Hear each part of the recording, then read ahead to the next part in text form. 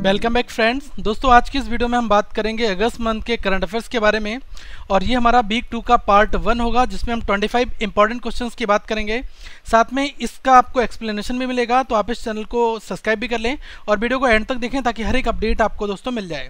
एक चीज़ मैं आपको और बता दूं कि आप हमारा टेलीग्राम का ग्रुप ज्वाइन कर सकते हैं। इसमें आपको MCQ की PDF और नए वीडियो का नोटिफिकेशन और एग्जाम का मटेरियल मिलता रहेगा।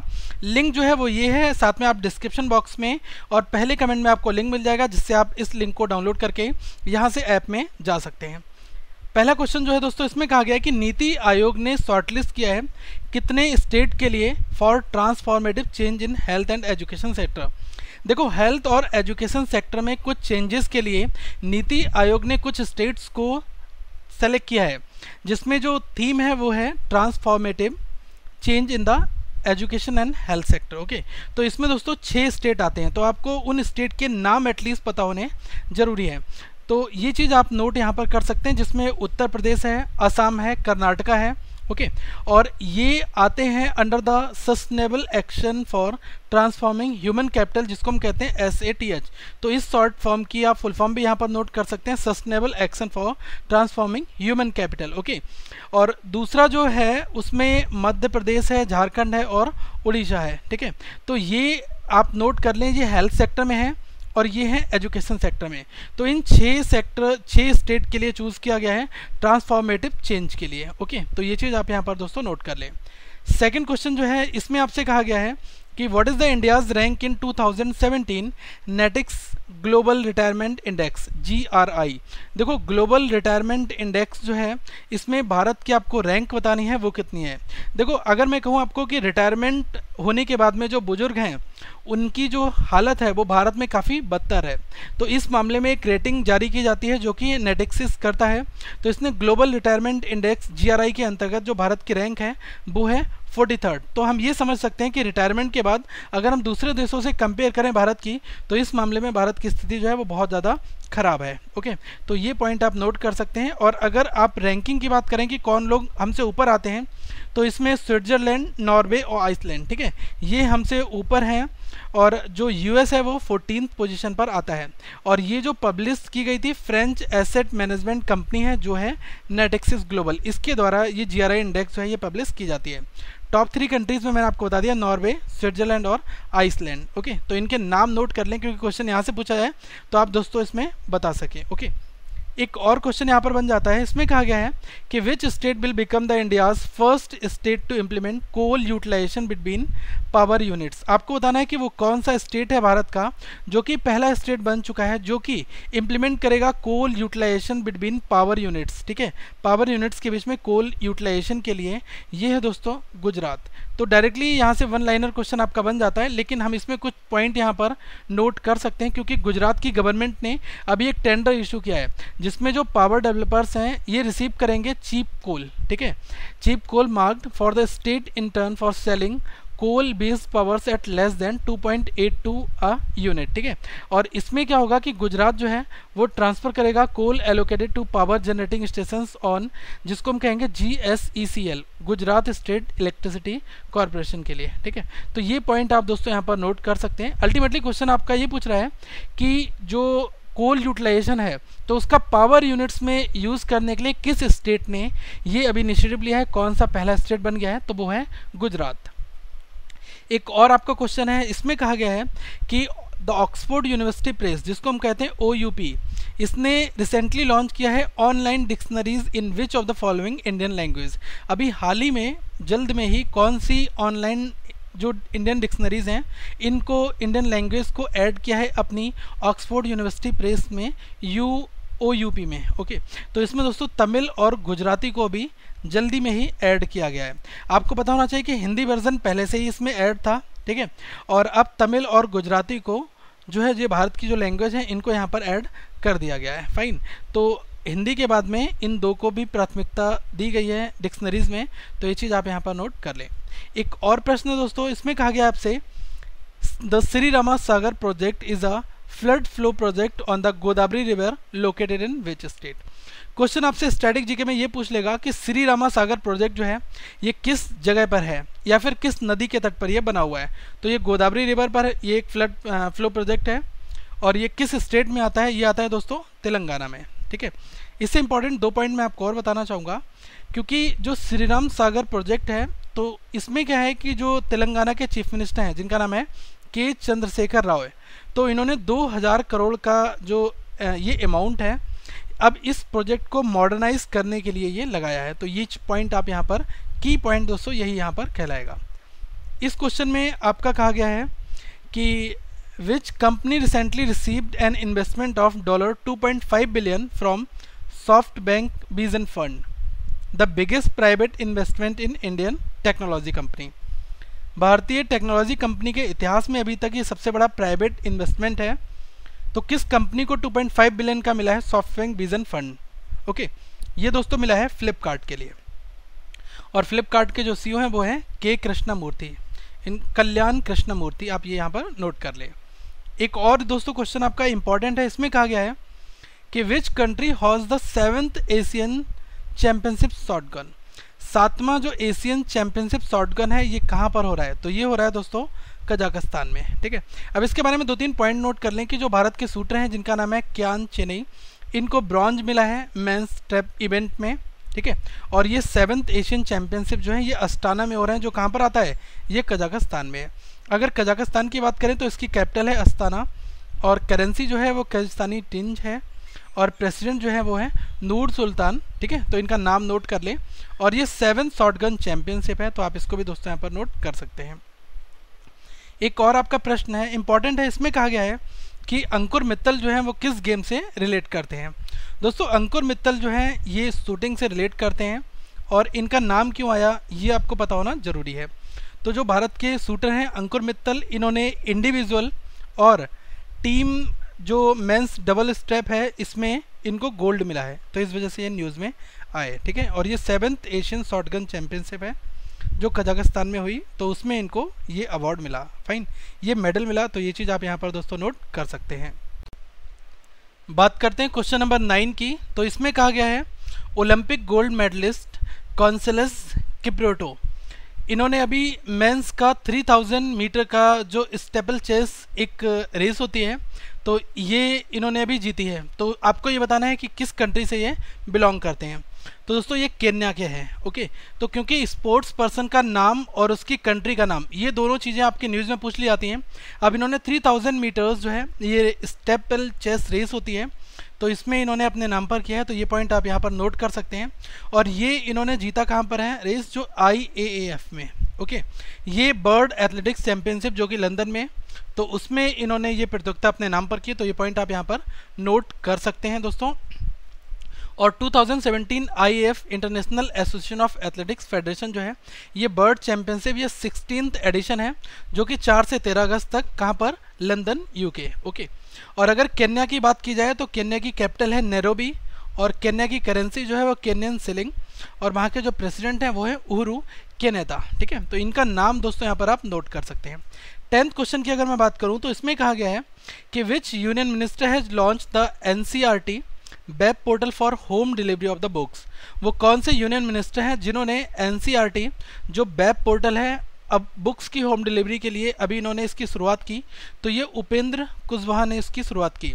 तो ये मिस्टर उपेंद्र कुशवाहा जी ये है minister of the state for HRD human resource development. Okay, तो ये चीज़ आप यहाँ पर नोट कर सकते हैं। और अगर हम बात करें HRD मिनिस्ट्री कौन है यूनियन में, तो ये हैं प्रकाश जावड़ेकर जी, लेकिन मिस्टर उपेंद्र कुशवाहा जो हैं ये यूनियन मिनिस्ट्री ये minister of the state for HRD हैं, और इन्होंने NCERT जो वेब पोर्टल है जो है NCERTbooks.ncert.gov.in, तो इसको इन्होंने लॉन्च किया, जिसमें हर एक इंडिविजुअल्स के पास जो है डिलीवरी ऑफ द बुक्स जो है अवेलेबल कराई जाएंगी। ओके, अगर दोस्तों NCERT की बात करें तो ये national council of educational research and training, ये एक ऑटोनोमस ऑर्गेनाइजेशन है, गवर्नमेंट ऑफ इंडिया के अंतर्गत आता है। इसका एस्टेब्लिशमेंट 1 सितंबर 1961 में हुआ। ओके, और under the societies registration act. ठीक है, तो ये पॉइंट आप यहाँ पर नोट कर सकते हैं। एक चीज़ और यहाँ पर आती है, इस क्वेश्चन में आपसे कहा गया है कि which state government has launched a new awareness drive Namami Gange जागृति यात्रा। तो नमामि गंगे जागृति यात्रा जो है ये किस स्टेट ने ये एक अवेयरनेस ड्राइव जो है इसकी शुरुआत की? तो ये दोस्तों उत्तर प्रदेश ने की है। एक्चुअली मैं आपको बता दूं कि गंगा की सफाई के लिए काफ़ी टाइम से इनिशिएटिव लिया जा चुका है और सुप्रीम कोर्ट ने भी इसमें इंटरवेंशन किया था कि जो सेंटर को ये पूछा था कि आप ये डेडलाइन बताइए कि एक्चुअल कब गंगा साफ़ हो पाएगी, क्योंकि बहुत सारे आपने प्रोजेक्ट देखे होंगे जिसमें गंगा की सफाई के लिए अभियान चलाए गए, लेकिन गंगा की स्थिति दिनों दिन और उससे ही बदतर होती जा रही है। अल्टीमेटली यहाँ पर ये और एक स्कीम है नमामि गंगे जागृति यात्रा। ओके, तो ये अवेयरनेस ड्राइव ये यूपी में स्टार्ट हुई है, उत्तर प्रदेश में, और ये योगी जी की जो गवर्नमेंट है उन्होंने इसको स्टार्ट किया है। फाइन, तो आप ये चीज़ यहाँ पर दोस्तों नोट कर सकते हैं। ओके, एक चीज़ और है, इसमें क्या होगा कि लगभग 1 लाख होमगार्ड जो वॉलेंटियर होंगे ये पब्लिक गैदरिंग को ऑर्गेनाइज करेंगे और उनके बीच में एक अवेयरनेस लेकर आएंगे जो कि डिफरेंट जगह पर इनको गंगा की सफाई के लिए ये चीज़ काम किया जाएगा। ओके, और ये जो बात की जाए ये ड्राइव है ये लगभग कवर करेगी 1025 किलोमीटर का एरिया। तो इसमें अगर हम कहें कि 108 ब्लॉक 25 डिस्ट्रिक्ट आएंगे और जिसमें बिजनौर टू बलिया, ठीक है, तो ये चीज़ें जो है ये एरिया का मेजरमेंट इन्होंने दिया है, ये एरिया कवर किया जाएगा। बिजनौर जो है ये यूपी में ही पड़ता है और यहाँ से इसके बीच में जो है ये इनिशिएटिव दोस्तों लिया जाएगा। एक और क्वेश्चन आपका यहाँ पर बन जाता है, इसमें कहा गया है कि नेशनल स्किल डेवलपमेंट कॉरपोरेशन जो कि NSDC है, तो इसने लॉन्च किया है एंड्रॉयड स्किल डेवलपमेंट प्रोग्राम। कौन सी कंपनी, जो कौन सी टेक्निकल कंपनी के साथ में मिलकर ये एंड्रॉयड स्किल डेवलपमेंट प्रोग्राम जो है NSDC ने लॉन्च किया है? तो दोस्तों ये किया है गूगल के साथ मिलकर। अब मैं इसके बारे में आपको बताना चाहूँगा कि जो NSDC है और गूगल है ये दोनों के बीच में एक कॉपरेशन हुआ है। अब ये दोनों मिलकर एंड्रॉयड स्किल डेवलपमेंट प्रोग्राम जो है ये mobile application development training programme होगा, जो कि एंड्रॉयड पर कैसे अपना एप्लीकेशन बनाया जाए उसके लिए ये यूथ के लिए प्रोवाइड किया जाएगा। तो ये NSDC के द्वारा गूगल की हेल्प से हो रहा है, तो इस पॉइंट को भी आप यहाँ पर नोट कर सकते हैं। और अगर हम NSDC की बात करें तो ये पब्लिक प्राइवेट पार्टनरशिप एंटरप्राइज है जो कि under the union ministry of the skill development and entrepreneurship, ठीक है, तो ये चीज़ आप यहाँ पर नोट कर सकते हैं। एक और दोस्तों क्वेश्चन है, इसमें कहा गया है कि which country to house the 8th edition of global entrepreneurship summits, जिसको हम कहते हैं GES। तो आपको बताना है कि वो कौन सा देश है जो 8वां एडिशन है GES का, इसको होस्ट करा है, ठीक है। तो ये क्वेश्चन पूछा है आपसे कि कौन सा देश है जो 8th एडिशन है GES का इसको होस्ट करेगा, तो ये कर रहा है दोस्तों इंडिया, भारत। ओके, तो ये पॉइंट यहाँ पर इंपॉर्टेंट है। लेकिन मैं आपको एक चीज़ बताना चाहूँगा कि ये जो ग्लोबल एंटरप्रेन्योरशिप समिट है GES, इसमें भारत, इंडिया और USA ये को होस्ट कर रहे हैं साथ मिलकर। कहाँ पर? इंडिया में। वेन्यू जो है वो इंडिया का है। फाइन, तो ये पॉइंट भी आप यहाँ पर नोट कर लें, जो कि 28 नवंबर 2017 को ये समिट हैदराबाद में होगी, ठीक है। तो वेन्यू भी इम्पॉर्टेंट है, हैदराबाद। ओके, तो ये चीज़ आप नोट कर लें। और इस समिट में क्या होगा कि एक ऐसी यूनिक अपॉर्चुनिटी होगी जिसमें जो एंटरप्रेन्योर्स हैं और स्टार्टअप हैं और जो ग्लोबल लीडर्स हैं इनको एक साथ लाया जाए इस प्लेटफॉर्म पर, ठीक है। तो ये पॉइंट आप नोट कर लें दोस्तों। और ये समिट जो है organise by the NITI Aayog in coordination with the ministry of external affairs, ठीक है, जो विदेश मंत्रालय उसके साथ में नीति आयोग के कोऑर्डिनेशन के साथ में इसको ऑर्गेनाइज किया जा रहा है। यहाँ पर एक प्रश्न और है आपसे, नंबर 14 में। इसमें कहा गया है कि which of the following firms has come up with a rival to the Google on YouTube which it has named Watch. Question ये पूछ रहा है कि वो कौन सा फर्म है जो कि गूगल का यूट्यूब जो है इसके टक्कर में अपना एक एप्लीकेशन लेकर आ रहा है, अपना एक इनिशिएटिव लेकर आ रहा है जिसका नाम है वॉच। तो ये लेकर आ रहा है दोस्तों फेसबुक। तो मैं आपको बता दूं, जैसे आपको पता होगा कि गूगल का ही प्रोडक्ट क्या है, यूट्यूब है। तो यूट्यूब में क्या है कि आप इस तरह के बहुत सारे वीडियोस देखते हैं, तो अब फेसबुक का ही एक खुद का प्रोडक्ट जो है वो आने वाला है जिसका नाम होगा वॉच। ओके, तो इसमें भी लोग अपनी वीडियोस अपलोड करेंगे और काफ़ी सारे फीचर्स आपको फेसबुक की ओर से प्रोवाइड कराए जाएंगे, ठीक है। तो ये आपको एप्लीकेशन पता होना चाहिए कि कौन सी कंपनी या फिर ये इनिशिएटिव जो है कौन सी कंपनी मिलकर चला रही है। ओके, एक दोस्तों 15th नंबर क्वेश्चन जो है इसमें आपसे कहा गया है कि union government has disinvested how much % of the paid up equity in Hindustan Copper Limited through offer for sale. तो अभी यूनियन गवर्नमेंट ने क्या किया है, डिसइन्वेस्टमेंट कर लिया है अपनी कुछ परसेंटेज पेड अप इक्विटी का। किस कंपनी से? Hindustan Copper limited. ठीक है, तो इससे क्या हुआ है, तो ये क्वेश्चन आपसे ये पूछ रहा है कितने परसेंट किया है, तो 6.83% जो है इतनी हिस्सेदारी जो है ये डिसइन्वेस्टमेंट कर ली है यूनियन गवर्नमेंट ने। तो इससे आप ये पॉइंट नोट कर लें कि लगभग 400 करोड़ रुपए जो है ये लगभग मिलेंगे गवर्नमेंट को। ठीक है, तो ये पॉइंट दोस्तों यहाँ पर आप नोट कर लें। एक और आपसे क्वेश्चन यहाँ पर ये पूछा गया है कि टाटा मेमोरियल ने टाई अप किया है किस एसोसिएशन के साथ में to start India's first digital initiative for prevention and early detection of oral cancer. जो ओरल कैंसर है इसके प्रिवेंशन या फिर इसको डिटेक्ट करने के लिए टाटा मेमोरियल ने टाई अप किया है किस एसोसिएशन के साथ में, तो ये किया है इंडियन डेंटल एसोसिएशन, जिसको हम कहते हैं IDA। ठीक है, इंडियन डेंटल एसोसिएशन के साथ में टाटा मेमोरियल, जो टाटा मेमोरियल है, इसने ओरल कैंसर के अर्ली डिटेक्शन के लिए ये इनिशिएटिव जो है ये उठाया है। ये एक इनिशिएटिव है, एक तरह से हम कह सकते हैं एक एग्रीमेंट है। फाइन, तो ये पॉइंट आप यहाँ पर दोस्तों नोट कर लें। और एक चीज़ और यहाँ पर बन जाता है कि जो IDA के साथ में किया है, तो 27 जुलाई को ओरल कैंसर ये इनिशिएटिव है, स्पेशल कोर्स है, तो ये पॉइंट भी आप यहाँ पर नोट कर लें। और एक पॉइंट और यहाँ पर बन जाता है कि ये जो दिन है इसको सेलिब्रेट किया जाएगा as the world head and neck cancer day के तौर पर, to create the awareness and early detection of oral cancer. तो ये दोनों इंपॉर्टेंट पॉइंट हैं दोस्तों जिनको मैंने यहाँ पर एक्सप्लेन किया है, आप इनको नोट कर सकते हैं। एक और क्वेश्चन आपका 17 नंबर का यहाँ पर बन जाता है। इसमें कहा गया है the first meeting of Japan India coordination forum JICF, ये मीटिंग जो है for the development of north eastern region कहाँ पर ये हेल्ड होगी। ठीक है, तो ये न्यू दिल्ली में। फाइन, अब इसके बारे में मैं आपको बता दूं कि जो प्रायोरिटी एरियाज़ हैं जिसमें JICF के साथ में जो ये नॉर्थ ईस्टर्न रीजन का डेवलपमेंट होगा, तो उसमें क्या क्या चीज़ें इंक्लूड होंगी। तो इसमें है road network development, interstate road, major district road consider होंगे, disaster management, food processing, organic farming और टूरिज्म। ठीक है, तो ये इस मीटिंग में डिस्कस किए गए एजेंडाज हैं जिनको आप नोट यहाँ पर कर सकते हैं। एक और आपका क्वेश्चन यहाँ पर है, इसमें कहा गया है कि which country has launch the first environmental research satellite from a launch site with the help of France. तो फ्रांस की हेल्प से वो कौन सा देश है जिसने अपना पहला इन्वायरमेंटल रिसर्च सैटेलाइट जो है वो फ्रांस के जो है सैटेलाइट बेस से लॉन्च किया है। ओके, तो ये किया है दोस्तों इजराइल ने। अब यहाँ पर क्वेश्चन क्या इंपॉर्टेंट बन जाता है वो आप यहाँ पर दोस्तों नोट कर लें। तो देखो ये एक जॉइंट वेंचर है इजराइल स्पेस एजेंसी ISA के बीच में और जो फ्रेंच का काउंटरपार्ट है जिसको हम कहते हैं CNES। तो दोस्तों ये यहाँ पर जो फ्रेंच में लिखा हुआ है तो इसका मतलब होता है national centre of space research. ठीक है, सेंटर नेशनल D, ये जो लिखा हुआ है ये आपका जो है फ्रेंच में लिखा हुआ है, लेकिन इसका मतलब है national centre of space research. तो इन दोनों के बीच में ये एग्रीमेंट साइन हुआ है, तो जिसके अंतर्गत जो है इजराइल ने अपना पहला इन्वायरमेंटल सैटेलाइट जो है इसको फ्रांस से लॉन्च किया है। ओके, अब इसका नाम नोट कर ले, ये है वीनस।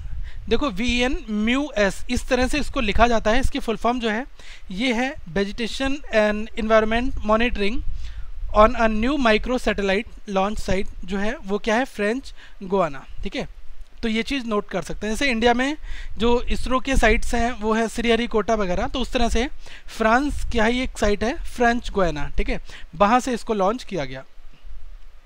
एक और दोस्तों क्वेश्चन यहाँ पर आपका बन जाता है, इसमें कहा है कि the centre has recently approved to rename the which railway station as Deen Dayal Upadhyay DDU railway station. तो अब क्या होगा कि मुगल सराय एक रेलवे स्टेशन है भारत के अंदर।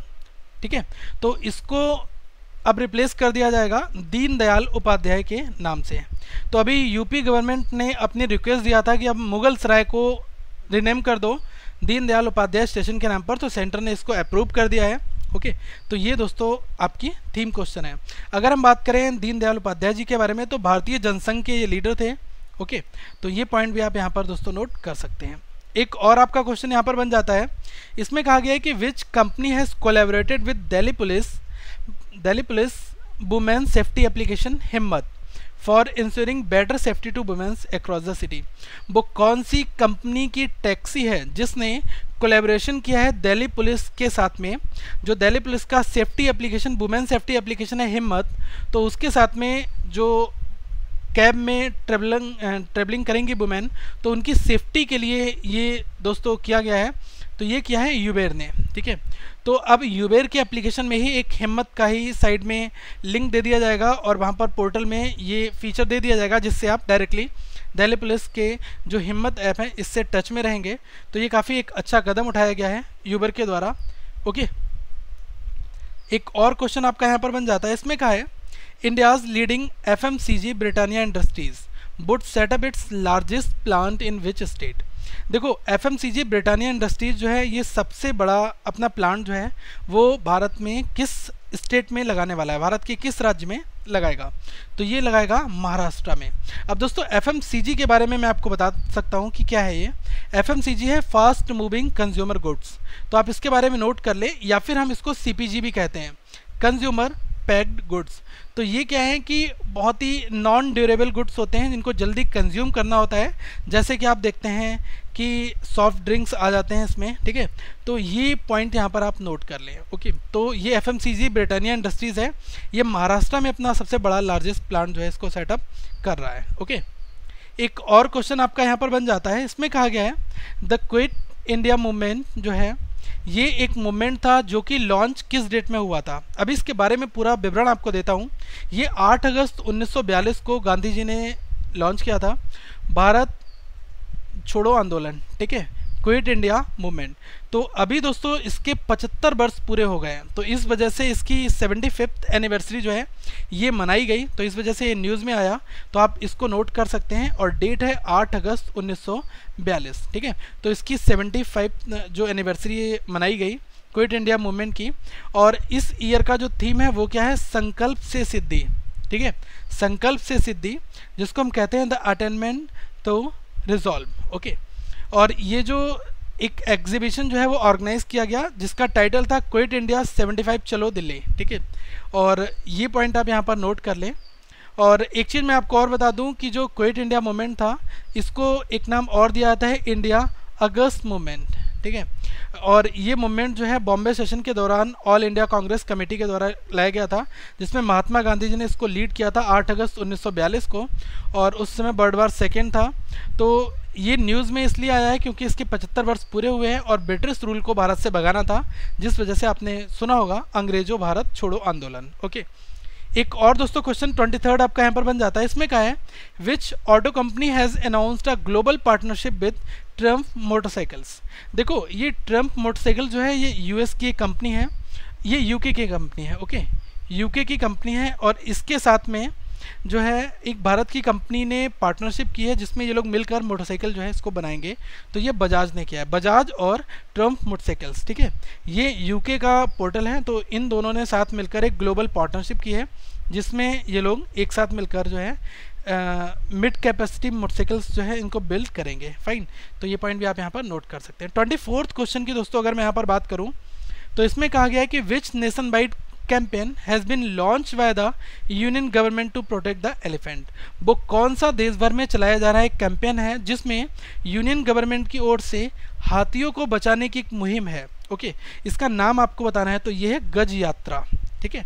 गज यात्रा जो है ये अभी जो हमारे यहाँ के जो फॉरेस्ट और इन्वायरमेंट मिनिस्ट्री है, यूनियन इन्वायरमेंट फॉरेस्ट मिनिस्टर, ठीक है, तो डॉक्टर हर्षवर्धन जी हैं, इन्होंने इसको लॉन्च किया है।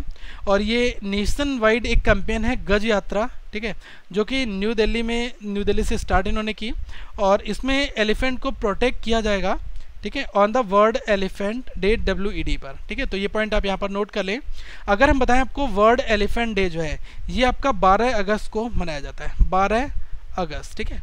तो ये जो स्कीम, जो ये इनिशिएटिव है गज यात्रा, ये इंपॉर्टेंट यहाँ पर बन जाता है। दोस्तों ये जो क्वेश्चन है ये आपके लिए है, आप इसका रिप्लाई कमेंट बॉक्स में करें। क्वेश्चन आपसे पूछ रहा है कि GSWS जो है ये वाइल्ड लाइफ सेंचुरी है, ये किस राज्य में है। आपके ऑप्शंस इस प्रकार हैं, कर्नाटका, तमिलनाडु, गुजरात और छत्तीसगढ़। सही जवाब आप हमें कमेंट बॉक्स में दें, और अगर आपको लगता है कि आपके मित्र ने सही जवाब दिया तो दोस्तों आप उस कमेंट को लाइक जरूर करें। और इस तरह से मैं कुछ स्टैटिक जीके के क्वेश्चंस हर एक वीडियो में इंक्लूड करूंगा, लेकिन आपका कमेंट आना जरूरी है। अगर आप कहेंगे, रिक्वेस्ट करेंगे, उसके बाद ही दोस्तों इस तरह के इनिशिएटिव्स हम लेकर आएंगे। लगभग 5 क्वेश्चन स्टैटिक जीके के मैं आपको तैयार कराता रहूँगा। तो इस तरह से महीने में आपको लगभग 20 to 30 अच्छे क्वेश्चन जो आपके एग्जाम में पूछे जा सकते हैं वो यहाँ पर मैं प्रिपेयर कराऊंगा। तो आप कमेंट बॉक्स में रिप्लाई करें, उसके बाद इस तरह का इनिशिएटिव मैं लूँगा। ओके, तो दोस्तों अगली वीडियो में मैं आपसे मिलूंगा। आप टेलीग्राम का लिंक ज्वाइन कर लें, उस चैनल पर आपको पीडीएफ भी मिल जाएगी, और यहाँ पर कुछ प्लेलिस्ट दी हैं, आप इनको जरूर देख लें। लोगों पर क्लिक करके चैनल को सब्सक्राइब कर लें। कहीं पर कोई डाउट होता है तो आप जरूर पूछें, और साथ में आप हमारी वेबसाइट को विजिट करते रहें, और ट्विटर पर दोस्तों आप हमें फॉलो कर सकते हैं। और इस वीडियो को लाइक करना ना भूलें। So thank for watching this video. Have a good day.